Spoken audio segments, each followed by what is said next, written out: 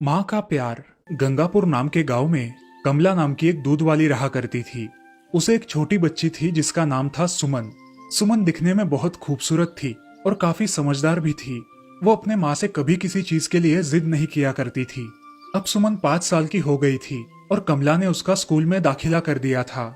सुमन school जाकर मन लगाकर पढ़ाई करती थी और उसी के साथ साथ घर आकर अपनी माँ को भी उसके कामों में मदद करती थी। दिन ब दिन सुमन बड़ी हो रही थी। जब सुमन छोटी थी तभी उसके पिताजी गुजर गए थे, इसीलिए घर की सारी जिम्मेदारी कमला पर थी। ऐसे ही एक दिन सुमन को बहुत तेज बुखार आया और कमला उसे उठाकर अस्पताल में लेकर गई। अरे बिटिया, आंखें खोलो, हम अस्पताल जा रहे हैं। माँ, बहुत थकावट लग रही है मुझे। बेटा, बहुत तेज बुखार होने के कारण तुम्हें थकावट लग रही है। बस हम पहुंच ही गए, चलो। अस्पताल में डॉक्टर उसका चेकअप करते हैं। इसे थोड़ा तेज बुखार है, मैं दवाइयाँ लिख कर देता हूँ, आप सुबह शाम देते रहना। जी डॉक्टर साहब। ऐसा कहकर कमला सुमन को लेकर घर चली आती है। कुछ समय बाद उसे खाना खिलाकर दवाइयाँ देती है। शाम होते होते उसका बुखार कम हो गया। बेटी, कल घर पर रहकर ही आराम करना, ठीक है? हाँ माँ। चलो अब हम सो जाते हैं। कमला और सुमन सो जाती है। अगली सुबह उठकर कमला अपना काम पूरा कर लेती है और दूध बेचने गांव में चली जाती है। यहाँ सुमन घर में ही रहकर आराम कर रही थी और साथ ही में घर के छोटे मोटे काम भी कर रही थी। तभी सुमन की सहेली रश्मि उसके घर आई। अरे सुमन, आज तुम स्कूल क्यों नहीं आई? मुझे कल बहुत तेज बुखार था, इसी वजह से मैं आज स्कूल में नहीं आई। अच्छा, अब कैसा लग रहा है?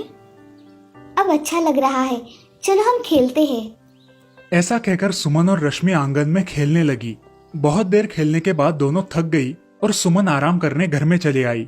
सुमन थोड़ी ही देर में सो गई और कुछ देर बाद उसकी माँ घर आई। बेटी रश्मि, तुम कब आई? चाची, मैं कब से आई हूँ। हम दोनों ने बहुत खेल खेले, इसलिए सुमन बहुत थक गई है और वह सो गई। अब आप आ गई है तो मैं अपने घर चली जाती हूँ। ऐसा कहकर रश्मि वहाँ से चली जाती है। कमला सुमन के पास बैठकर उसका बुखार देखती है। अब सुमन को बुखार नहीं था, इसीलिए कमला अपने काम में लग गई। थोड़ी ही देर बाद कमला को सुमन की आवाज आई। माँ, मेरा पूरा बदन दर्द कर रहा है। हाँ मेरी बच्ची, अब तुम खाना खाकर दवाइयाँ ले लेना, जिससे तुम्हें आराम मिलेगा। ऐसा कहकर कमला उसे खाना खिलाती है और दवाइयाँ देकर सुला देती है।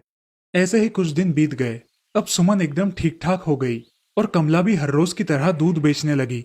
इधर सुमन भी स्कूल जाने लगी थी। ऐसे ही एक दिन स्कूल से आते वक्त सुमन को रास्ते में एक कुत्ते का पिल्ला दिखाई दिया जो जख्मी था। सुमन उसे उठाकर अपने घर लेकर आई। कुछ देर बाद कमला घर आई।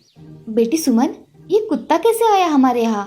अरे माँ, रास्ते में इसको जख्मी अवस्था में देखा तो मैं उसे उठाकर घर लेकर आई। अच्छा ठीक है, चलो हम इसे पट्टी बांध देते हैं। हाँ माँ। कमला ने उस कुत्ते के पिल्ले को उठाया और उसकी मलहम पट्टी की। कुछ ही दिनों में वो कुत्ते का पिल्ला ठीक ठाक हो गया और सुमन के साथ मजे से खेलने लगा। ऐसे ही बहुत दिन बीत गए। अब सुमन बड़ी हो गई थी, लेकिन एक दिन अचानक उसकी तबीयत फिर से बिगड़ गई। कमला को पता नहीं चल रहा था कि क्या हो रहा है। उसने सुमन को फिर से अस्पताल में भर्ती किया। डॉक्टर ने उसका चेकअप किया और कमला से कहा, पेशेंट की किडनी खराब हो गई है, हमें जल्द से जल्द कोई किडनी डोनर ढूंढना होगा। मगर डॉक्टर साहब, किडनी कौन देगा? आपके खून के रिश्तेदार किडनी दे सकते हैं।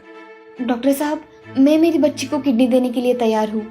ठीक है, मैं ऑपरेशन की तैयारी शुरू करता हूँ। ऐसा बोलकर डॉक्टर वहां से चले गए। उसी दिन शाम को ऑपरेशन होने वाला था।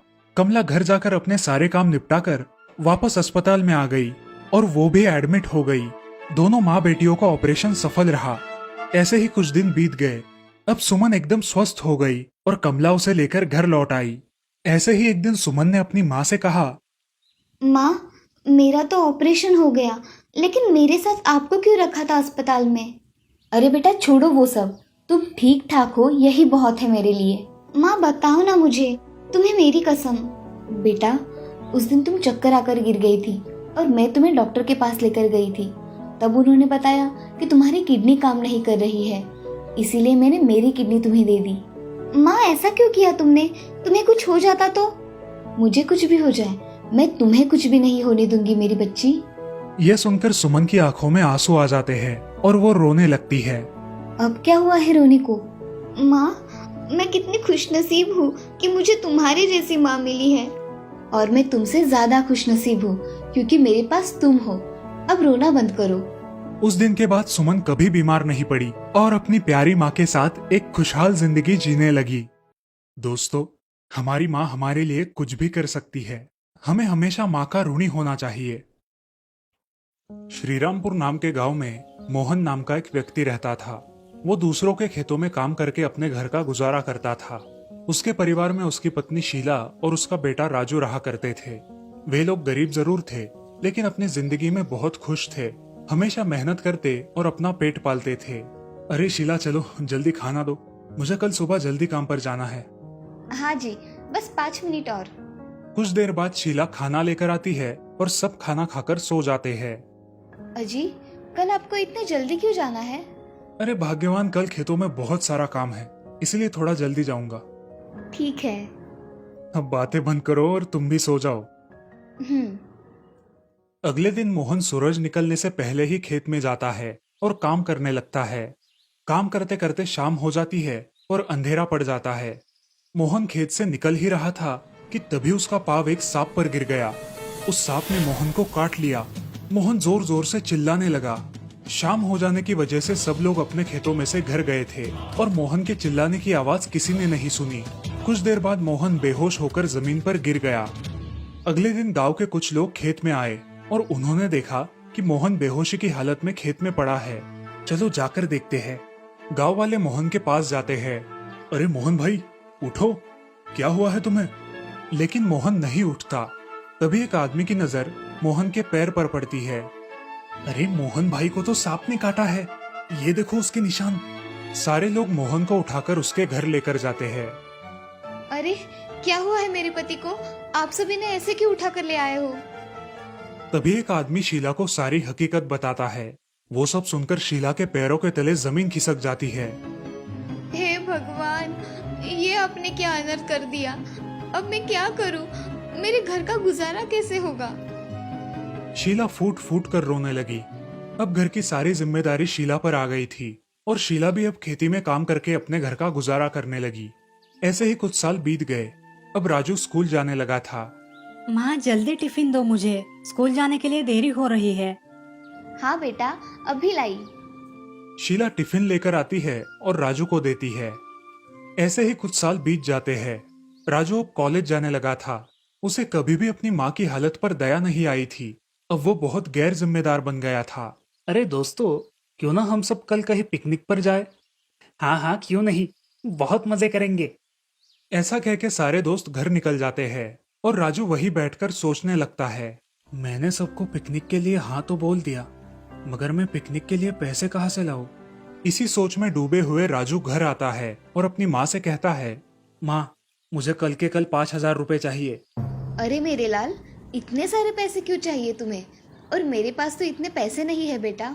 माँ, मुझे कुछ नहीं पता, आप मुझे कुछ भी करके आज शाम तक पैसे दे दो, नहीं तो मैं घर नहीं आऊंगा। अरे बेटा, ऐसे मत करो, लेकिन मेरे पास सच में इतने पैसे नहीं है। माँ, आप कुछ भी करो, मुझे पैसे चाहिए, मतलब चाहिए। ठीक है मेरे लाल, मैं कुछ करती हूँ। अब शीला सोच में पड़ जाती है कि इतने पैसे वो कहाँ से लाए।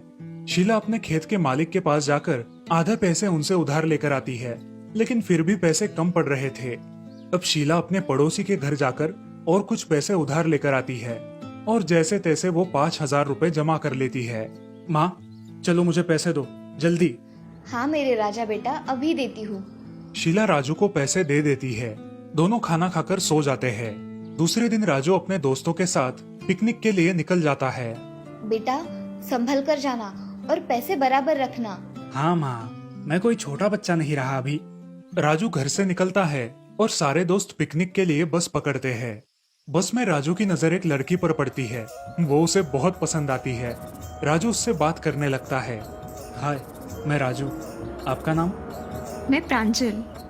इस तरह बातों बातों में उसे उससे प्यार हो जाता है। लेकिन प्रांजल एक बहुत गुस्सैल लड़की थी। पिकनिक से वापस आने के बाद राजू प्रांजल को अपने घर लेकर जाता है। माँ, देखो मेरे साथ कौन आया है। कौन है बेटा? शीला प्रांजल की ओर देखती है, लेकिन प्रांजल शीला की ओर बहुत गुस्से से देख रही थी। कुछ देर रुकने के बाद प्रांजल उनके घर से निकल गई। माँ कैसी लगी प्रांजल तुम्हें? मैं उसी से शादी करने वाला हूँ। बेटा, मुझे ये लड़की सही नहीं लगी। तुम्हें इससे कई अच्छी लड़की मिल जाएगी। आप मत सिखाओ मुझे। मैं शादी करूंगा तो सिर्फ प्रांजल के साथ ही। ठीक है बेटा, जैसे तुम्हारी मर्जी। तुम्हें पूरी जिंदगी निकालनी है उसके साथ। अगर तुम दोनों खुश रहते हो तो मुझे क्या दिक्कत हो सकती है। कुछ दिनों बाद राजू और प्रांजल की शादी हो गई। फिर एक दिन प्रांजल अपनी सास के साथ झगड़ा करने लगी। मैं कुछ काम नहीं करूंगी, तुम्हें करना है तो करो, नहीं तो छोड़ दो। अरे बेटी, पर मेरे जाने के बाद ये सब तुम्हें ही तो करना है ना। तभी का तभी देखा जाएगा, आप मुझे मत सिखाओ। शाम को जब राजू घर आता है, ए जी देखो ना, तुम्हारी माँ कुछ काम नहीं करती और मेरे से सब करवाती है और ऊपर से झगड़ा भी करती है। राजू बाहर जाता है और अपनी माँ को खरी खोटी सुनाता है। प्रांजल ये सब देखकर बहुत खुश हो जाती है। अब ऐसे ही चलने लगा। प्रांजल हर रोज राजू को उसकी माँ के बारे में भड़काती रही, राजू को अपनी माँ से दूर करती रही। ऐसे ही एक दिन उसने अपने खुद के हाथ थोड़े जला लिए और शाम को जब राजू घर आया, ए जी देखो, आज आपकी माँ ने क्या किया। मैंने काम करने के लिए मना किया तो आपकी माँ ने मेरे हाथ जला दिए। प्रांजल की बातें सुनकर राजू बहुत गुस्सा हो गया। उसने अपनी माँ को घर से बाहर निकाल दिया। अरे बेटा, मैंने किया क्या है जो तुम मुझे घर के बाहर निकाल रहे हो? और मैं इस उम्र में कहाँ जाऊँ बेटा? जरा अपनी बूढ़ी माँ के बारे में तो सोचो। ऐसा मत करो बेटा। ये रोना धोना बंद करो और निकलो मेरे घर से। बेचारी शीला अपना सामान लेकर घर से बाहर निकलती है। वो पास ही के एक मंदिर में रहने लगती है। ऐसे ही कुछ दिन बीत जाते हैं। एक दिन अचानक राजू के सीने में दर्द होने लगता है। अरे सुनो प्रांजल, मेरी छाती में बहुत दर्द हो रहा है, मुझे हॉस्पिटल लेकर चलो। प्रांजल राजू को अस्पताल लेकर जाती है। डॉक्टर राजू का चेकअप करते हैं और प्रांजल से कहते हैं, देखिए मैडम, आपके पति के दिल में छेद है। हमें कल के कल कोई ऐसा आदमी ढूंढना होगा जो अपना दिल इन्हें दे, नहीं तो हम आपके पति को नहीं बचा पाएंगे। डॉक्टर की ये बात सुनकर प्रांजल बहुत डर जाती है। उसे समझ नहीं आता कि क्या किया जाए। ये बात राजू के पड़ोसन को पता चलती है और वो जल्दी से ये बात राजू की माँ को बताती है। जैसे ही राजू की माँ को ये बात पता चलती है, वो तुरंत अस्पताल आ जाती है और डॉक्टर से बात करती है। डॉक्टर साहब, मेरे बेटे को बचाओ। आप मेरा दिल ले लो, मगर मेरी बच्ची की जान बचा लो। शीला अपना दिल राजू को दे देती है और खुद अपने बेटे के लिए इस दुनिया को अलविदा कहती है। राजू का ऑपरेशन हो जाता है। अगले दिन जब राजू होश में आता है तो वो प्रांजल से पूछता है, अरे प्रांजल, मुझे क्या हुआ था? प्रांजल राजू को कुछ बताती तभी डॉक्टर वहां पर आते हैं। राजू, तुम्हारा ऑपरेशन एकदम अच्छे से हुआ है, अब घबराने की कोई जरूरत नहीं। मगर डॉक्टर, मुझे हुआ क्या था? तुम्हारे दिल में छेद था। तुम्हारी माँ ने तुम्हें अपना दिल देकर तुम्हारी जान बचाई है। ये बात सुनकर राजू और प्रांजल की आंखों में आंसू आने लगे। राजू फूट फूट कर रोने लगा। क्या मेरी माँ ने अपना दिल मुझे दिया? हाँ राजू, तुम्हारी माँ ने अपना दिल तुम्हें दिया है। अब वो इस दुनिया में नहीं रही। डॉक्टर की बातें सुनकर राजू हक्का बक्का हो जाता है। प्रांजल को अपने किए पर बहुत पछतावा होता है। तभी राजू अपने दिल पर हाथ रखता है और उसे एक आवाज सुनाई देती है, मेरे लाल, मैंने तुम्हारे लिए सब कुछ किया, मगर तुम्हें मेरी चिंता कभी हुई ही नहीं। लेकिन बेटा, मैंने तुम्हें कहा था ना, मैं तुम्हें कभी भी किसी बात की कमी पड़ने नहीं दूंगी। बस मैंने तो अपना वादा निभाया। खुश रहना मेरे लाल। ये सब सुनकर राजू बहुत रोने लगा, मगर अभी रोकर कुछ फायदा नहीं था। राजू की जान तो बच गई थी, लेकिन अब उसके पास उसकी माँ नहीं थी। दोस्तों, एक माँ अपने बच्चों के लिए कुछ भी कर सकती है। इस दुनिया में माँ से बड़ा न कोई है और ना ही कोई हो पाएगा। जिनके नसीब में माँ और पिता दोनों का प्यार है, वो इस दुनिया के सबसे अमीर और खुशनसीब लोग हैं। हमेशा अपने माता पिता का आदर करो।